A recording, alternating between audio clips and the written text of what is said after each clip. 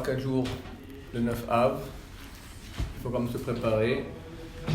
Et c'est une des fêtes.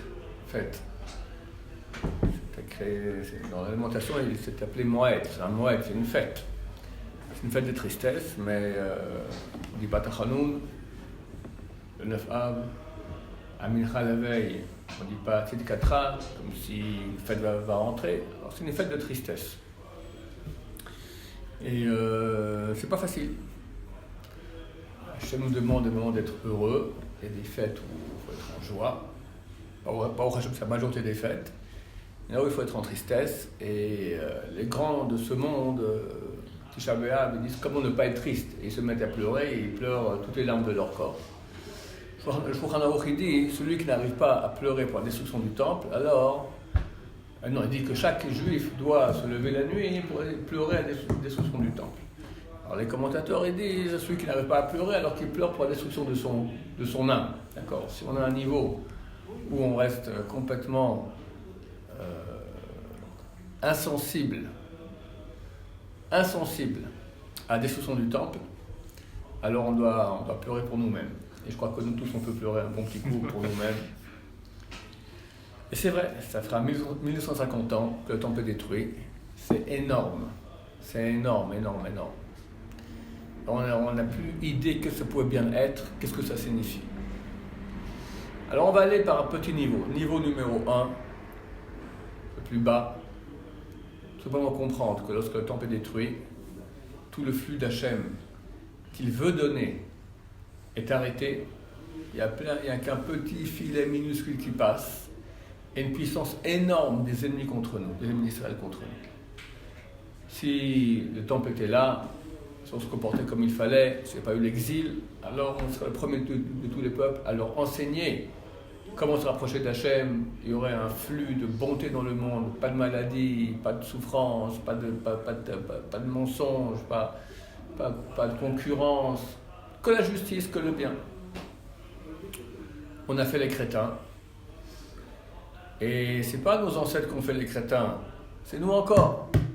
C'est écrit plusieurs fois que chaque génération, le temple est reconstruit, c'est comme s'il a été détruit à cette propre génération. Et ça donne la force à nos ennemis. Alors il n'y a qu'à penser à la Shoah. Rien que penser à la Shoah, il y a de quoi pleurer. Des gens m'écrivent pourquoi est-ce qu'on ne fait pas un jour de commémoration de la Shoah. Je dis ce jour existe. Pas un jour, 3 semaines.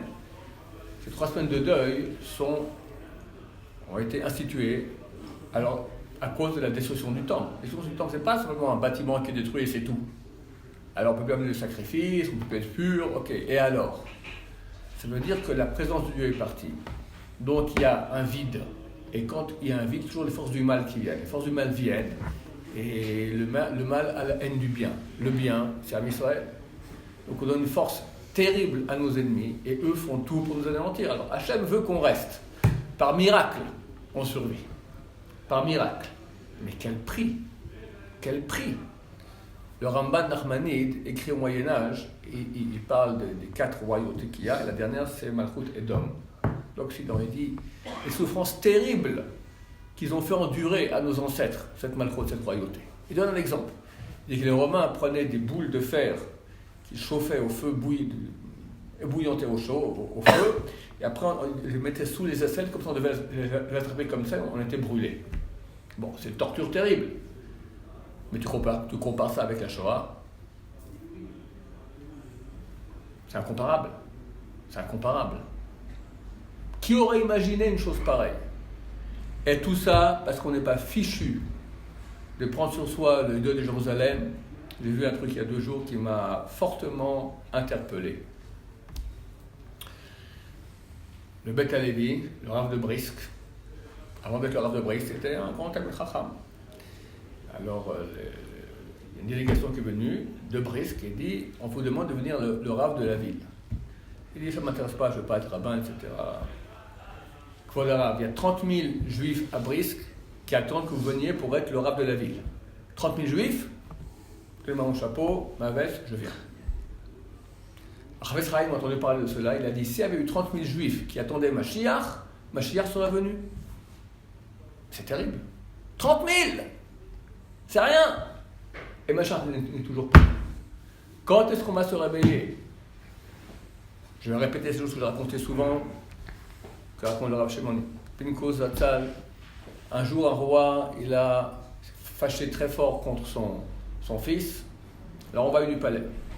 Il a pris des ministres et l'ont jeté dans une fosse, dans une crevasse, comme ça, dans le désert. Mais le roi aimait son fils. Tous les 6 mois, il envoie la délégation de ministres voir qu'est-ce que tu as besoin. Avant l'hiver, j'ai besoin de charbon, de chauffage, etc. Avant l'été, il faut beaucoup d'eau, couverture, voilà, chaque fois, la nourriture, qu'est-ce qu'il faut, ça. Tous les 6 mois, le ministre va, de quoi tu as besoin, il fait la liste, il l'envoie. Alors Pinchas dit, espèce de crétin fini. Demande autre chose. Dites au roi, je veux sortir de la crevasse. Chacun va prier Hachem, j'ai besoin de Parnassa, j'ai besoin de finir mon mois, il me faut un chidour, il me faut marier ma fille, il faut que la santé pour un tel, il faut... Ok, tu tournes en rond là dans ta crevasse. Sors de la crevasse, le jour où tu sors de la crevasse, c'est fini. Comme Mashiach revient, il n'y a plus aucun problème, plus aucun problème. Et sinon, regarde combien on souffre. Combien on souffre. Regarde aujourd'hui, tu tournes la tête à gauche et à droite, tu vois que des malheurs. Combien de divorces, combien de mésententes dans les couples, combien de délinquances, combien de drogue, combien de pornographie, combien de... C'est raté, mais en beauté. C'est un gros raté. Le monde est un gros raté. Parce que nous, on a raté. Et comment on a raté? Le premier ratage, c'était quand? Dieu se dévoile à nous au mont Sinaï. Extraordinaire. Enfin, la faute du premier homme est réparée. On revient à l'état initial avant la faute du premier homme. Fini. Extraordinaire. Chazal disent combien est malheureuse la mariée qui trompe son mari sous la choupa. Sous la choupa. 40 jours plus tard, encore au Mont Sinaï, les Israël font le veau d'or. C'est le raté des ratés. C'est raté. Et on rate, et on rate, et on rate. Et Hachem nous dit réveillez-vous. Et nous on a toutes les douleurs pour qu'on se réveille. On n'est pas fichu de se réveiller. Rien que pour ça, il faut pleurer jour et nuit.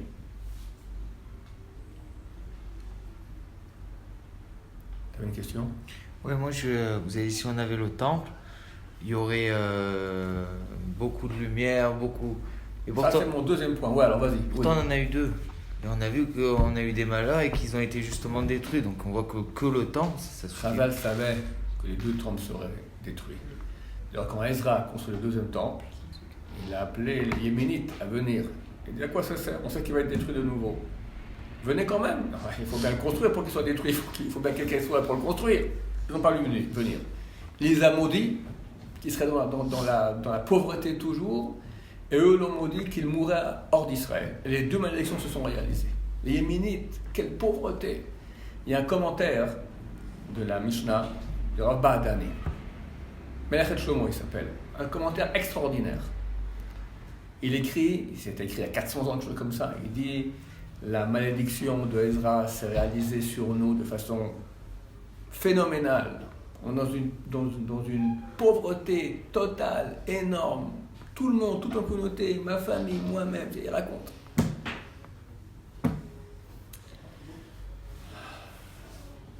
Là, on est proche du 3e temple. Hachem nous dit, vas-y, fais quelque chose, réveille-toi.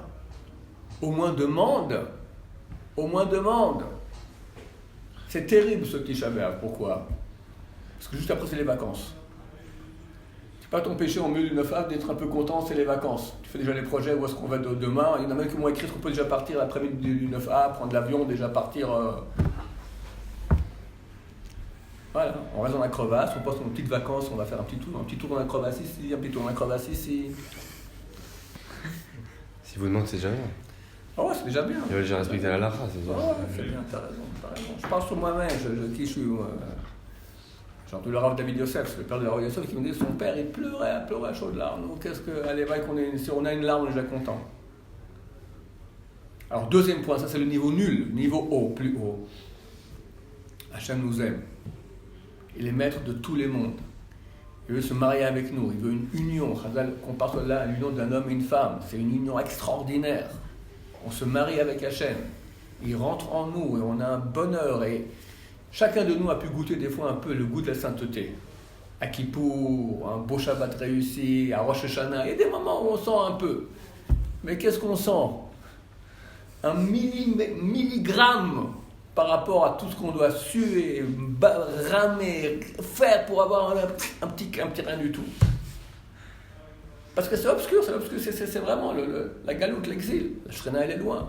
Mais quand elle revient, on va décoller. C'est marqué que tout le monde a prophétisé. Les jeunes gens, les jeunes filles, les servantes, c'est marqué dans le prophète. Prophétiser, c'est le niveau le plus haut qu'il puisse y avoir de communion avec Hachem. Dieu te parle. Il y aura un kiff énorme. Mais on reste bête. On tourne en rond. Alors, et quand moi je parle du Mashiach, les gens ricanent. Moi je parle, je leur dis, dans 2 mois c'est fini, ça va. Bon, ils rigolent un peu, après continue sur le sujet, d'accord. Peut-être il a raison, ma femme me dit, 36 ans, tu dis ça avec quelqu'un d'autre, j'ai parlé l'autre jour, je lui ai dit c'est fini. Rav Shaya, il y a 15 ans, on m'avait dit ça, avec la même intonation, le même engouement, j'y ai cru. J'ai cru le lendemain matin, ça venait. Aïe. Mais si beaucoup de gens se mettent à attendre ainsi, ça viendra. On y est de toute façon, c'est clair, tout converge. Il faut que ça vienne malgré nous. Ça vient malgré nous, c'est terrible. Si ça vient malgré nous, alors on a déjà eu la Shoah, mais Hachem il n'a pas de problème. Ça doit venir, t'es pas prêt, ça viendra malgré toi. C'est marqué que Dieu mettra un roi. Les décrets sont durs comme ceux de Haman, on fera tchouva. Haman, c'est la Perse, l'Iran. Haman, en un jour, plus aucun juif. Bien pire qu'Hitler. Si on n'est pas capable de pleurer l'absence de la Shrina, l'absence de tout le bien qu'Hachem veut nous donner, parce qu'on n'est pas au niveau de ressentir cela. Il faudrait s'imaginer. Un amour extraordinaire, une présence de Dieu, on voit la lumière de Dieu sans cesse autour de nous. Les anges seront là pour nous servir, les anges. S'ils ne sont pas capables de vivre cela, alors au moins, qu'on crie à Hachem, qu'on attend la Géoula. Sur Israël m'a dit 30 000 personnes auraient attendu comme ça, comme dans le Rav de Brice, en toute machine, la Géoula serait venue. C'est rien, 30 000.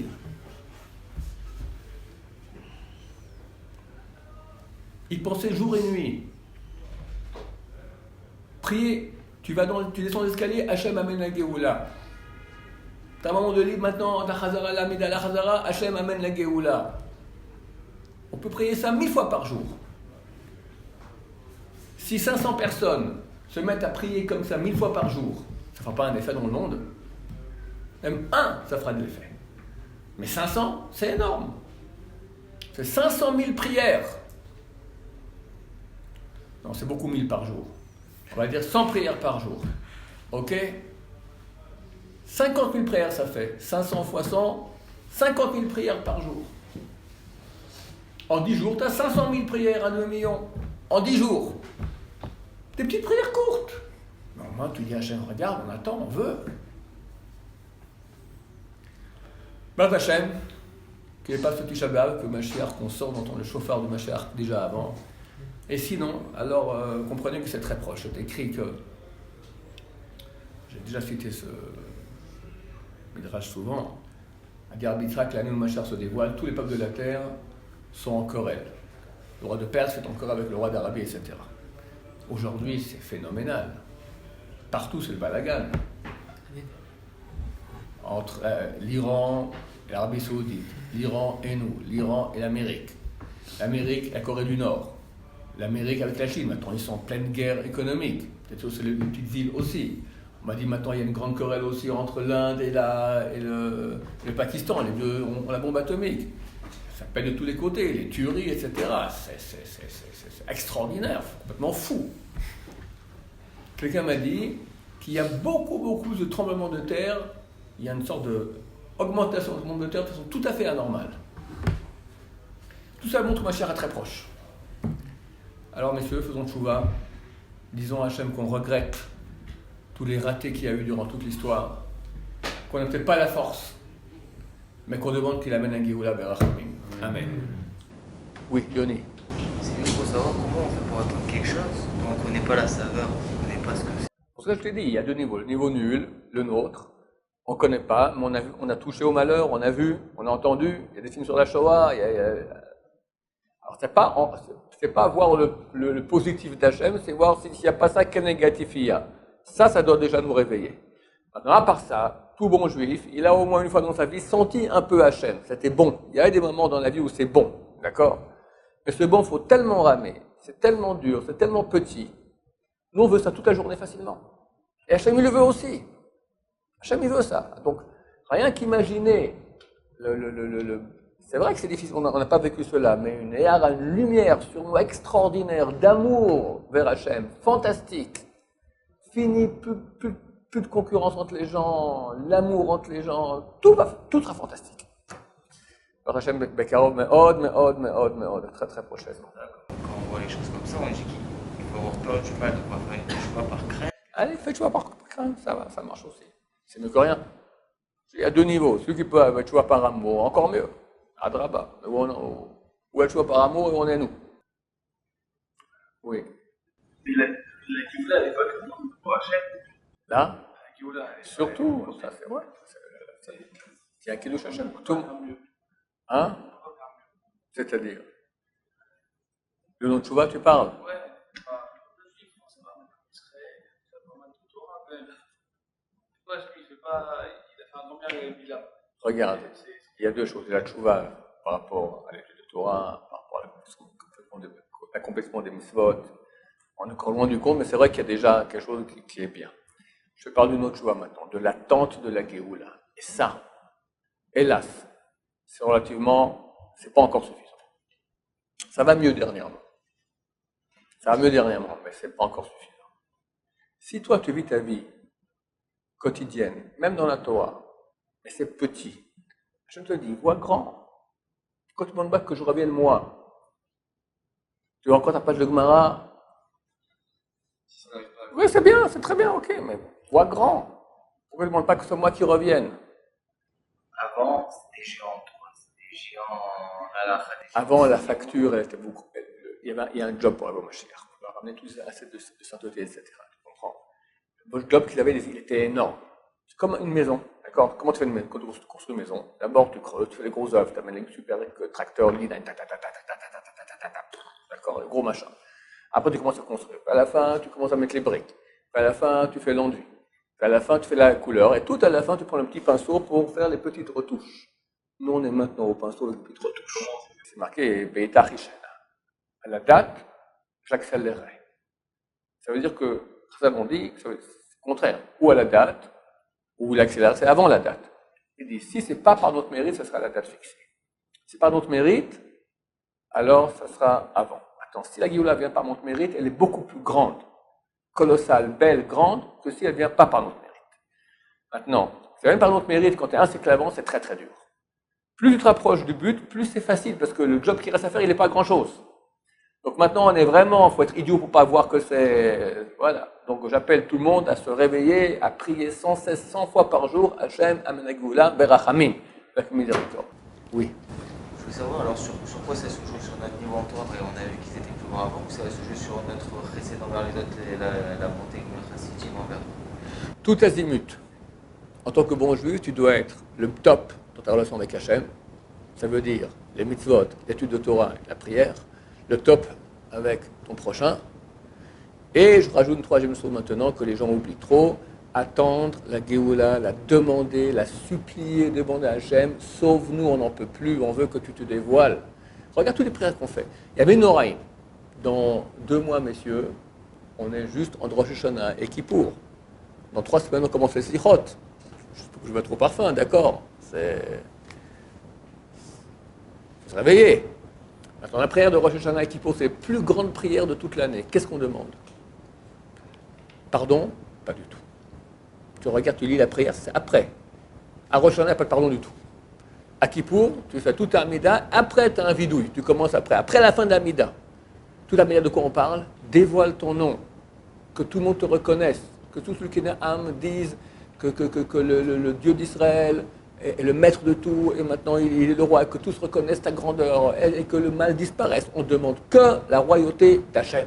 C'est toutes nos prières des Yamim Noraïm. Prends la Hamida. De quoi on parle? Deuxième bracha, Tchiat HaMetim. Après, dans les demandes, qu'est-ce qu'on a? Vous m'avez Goël, tu amènes le Goël, tu amènes le Rédempteur par amour. Première, très bien. Après, Tchiat HaMetim. Après, on a Goël Israël. Maher, Riva, on regarde notre pauvreté. Riva nous fait bagarre notre bagarre. Et rapidement amène-nous une Géoula totale. Quel Goël Chazakata, car tu es un roi rédempteur puissant. Après, on a Teka Beshofar Gadol, Cheruten, ramène tous les juges en terre d'Israël. Après, on a Shashoten, ramène nos juges. Pas la nullité qu'il y a aujourd'hui, les vrais juges comme David et Shlomo, Yoratsen Vatrila, c'est Moshe et Aaron. Après, enlève tous les Rechaim. Après, construire Jérusalem. Après, Tzemach David. Après, Tehazena, que nos yeux voient ton retour d'Ashrina à Sion. Et après, Sim Shalom. Amen, amen la bénédiction en tout, que tout aille bien. 10 brachot sur 19 parlent de la Géoula. Mais je ne comprends pas, on prie pourquoi alors? Les gens, ils font leur prière, mais ils pensent à autre chose. C'est pas dans la tête. C'est pas dans la tête. Alors que c'est... Pourquoi? J'ignore. Peut-être c'est Ara, je sais pas. Appelle ignorance, bêtise, je sais pas. Alors c'est marqué que le Mashiach il vient Bessech Hadat, de façon inconsciente. Si on est conscient maintenant de ce qui va se passer là dans les semaines ou mois ou jours à venir, ou heures à venir, Bezat Hashem, on serait par terre en train de pleurer, de jeûner et de faire, je sais pas moi, de faire tchouva. On est inconscient. Voilà. Baruch Adonai, Amen.